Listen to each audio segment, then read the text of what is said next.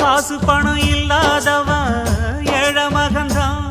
அவன் காட்டோரமா ரோட்டோரமா படுத்து தூங்குறான். சொத்து சொகம் உள்ளவனோ செல்வ மகன்தான்.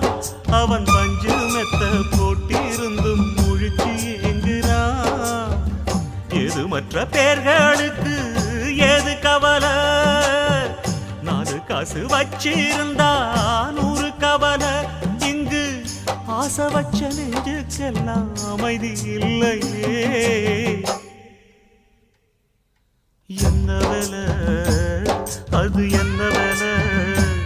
மன நிம்மதிதான் இங்கு என்ன வேலை? எந்த கடை அது எந்த கடை? அதை விற்கிறது